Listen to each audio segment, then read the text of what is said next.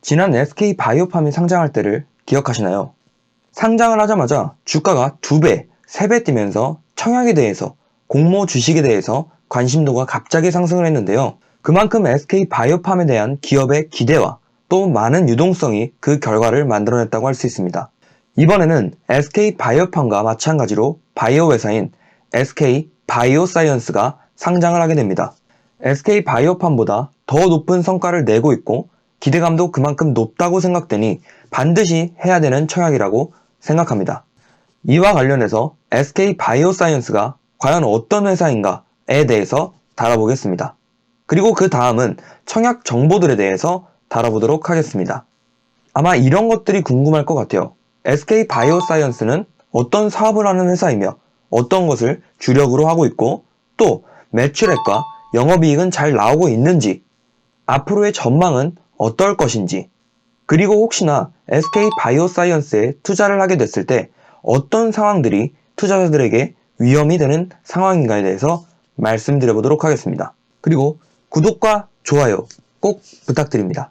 SK바이오사이언스는 안재용 대표이사님이 이끌고 있는 바이오 회사라고 생각하시면 됩니다. SK케미칼에서 분할돼 설립된 백신 전문 기업이라고 하는데요.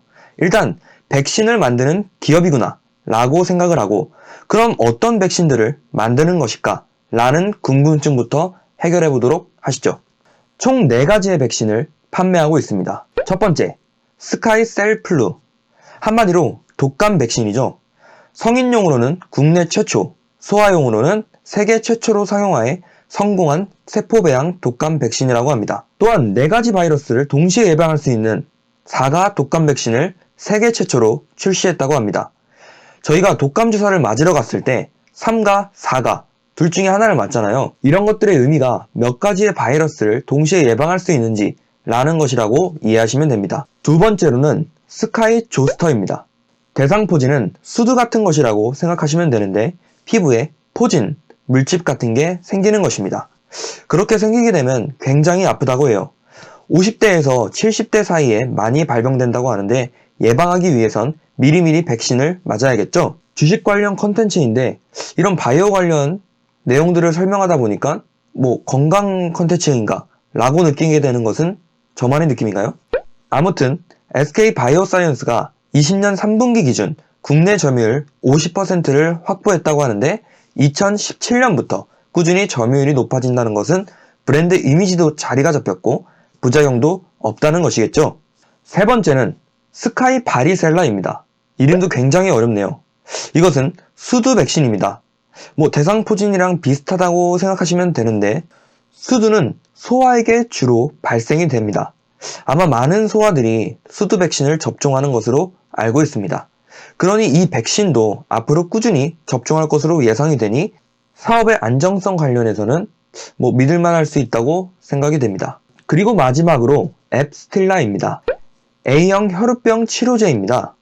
혈우병은 혈액이 응고가 되지 않는 질병으로 상처가 나면 피가 잘 멈추지 않는 그러한 질병입니다. 혈우병 치료제의 가장 심각한 부작용이 한 건도 보고되지 않았다는 것은 좋게 해석할 수 있을 것 같습니다.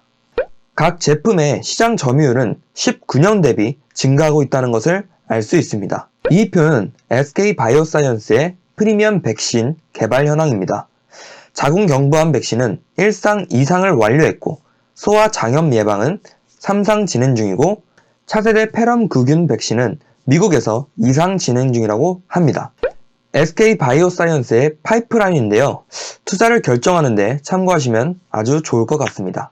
그 다음은 매출 및 영업이익입니다.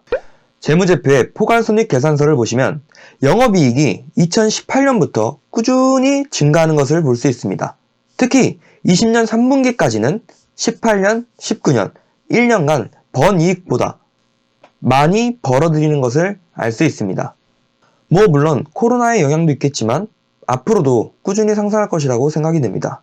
그리고 현금 흐름표를 보게 되더라도 영업활동 현금 흐름이 꾸준히 증가하고 있어 영업이익을 실제 현금으로 받고 있다는 것을 알 수 있습니다. 또한 투자활동 현금 흐름에서는 현금이 꾸준히 지출되고 있는 것으로 보아 미래의 사업을 확장하기 위해 투자활동도 지속적으로 하고 있다는 것을 알 수 있습니다. 마지막으로 재무활동 현금 흐름을 보게 되면 2년 동안 돈을 빌리지 않고 갖고 있는데요. 이렇다는 것은 이 회사의 재무 건전성이 높다고 생각할 수 있겠죠. 그리고 백신 타입별 시장 현황을 보시면 각 백신들마다 연평균 10% 이상씩 성장한다고 전망하고 있습니다. 또한 글로벌 백신의 수요는 계속적으로 성장할 것으로 예상하고 있고, 코로나 백신을 생산할 수 있는 업체는 유사한 백신의 개발 역량을 지닌 업체만 수주가 가능할 것으로 예상하고 있습니다.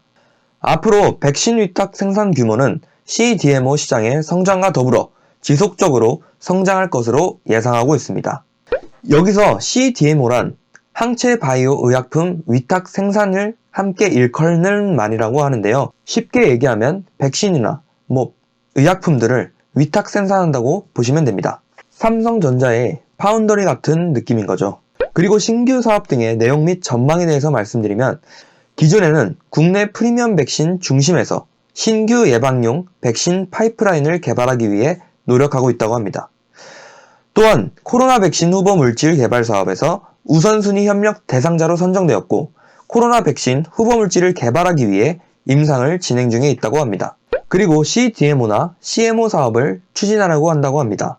아스트라제네카에서 개발 중인 코로나 백신 후보 물질을 공급하는 것으로 체결한 상황입니다.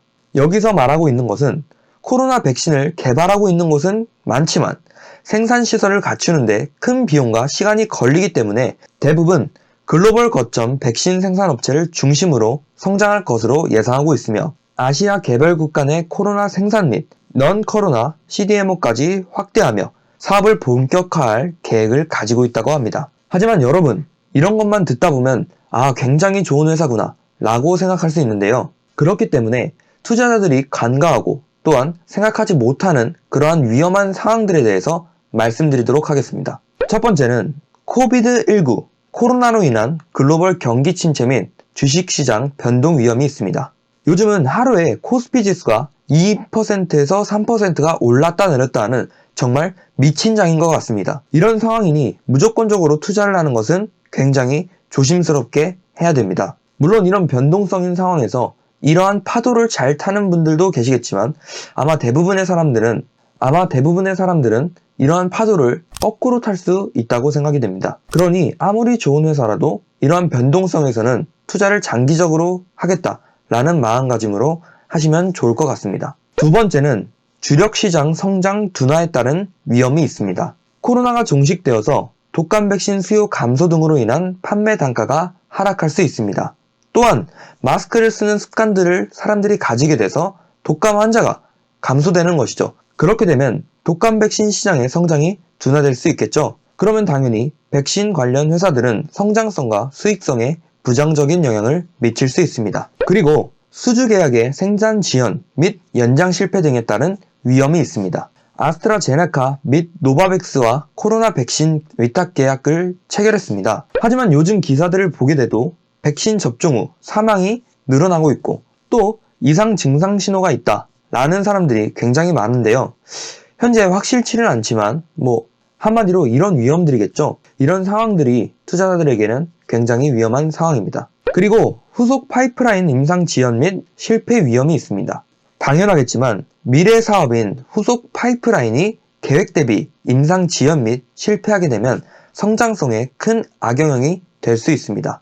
바이오 회사들은 임상에 실패했다, 임상이 지연된다, 그러면 주가에 굉장한 타격을 받는데요. 이러한 상황들을 예상을 꼭 해야 됩니다. 무작정적인 투자는 지양하시길 바라겠습니다. 그리고 마지막으로 비상장 주식들이 거래되고 있는 38 커뮤니케이션을 보게 되면 현재 약 20만원으로 거래가 되고 있는 상황입니다. 지금까지 SK 바이오사이언스에 대한 기업 분석을 해봤는데요. 제 개인적인 생각은 앞으로 백신 시장이 꾸준히 성장할 것이라는 것에는 동의를 합니다. 또한 SK 바이오사이언스가 현재 판매 중인 백신들이 갑작스럽게 수요가 줄어들거나 하는 생각은 들지 않습니다. 그리고 코로나에 대한 백신은 앞으로도 계속 개발이 될 것이며 또 그와 동시에 생산을 계속할 것이기 때문에 좋게 생각하고 있는데요. 재무적인 측면을 봤을 때도 굉장히 좋아 보이기 때문에 저는 청약을 넣을 생각입니다. 투자자 여러분들도 해당 정보들을 참고해서 성공적인 투자를 할 수 있기를 바라겠습니다.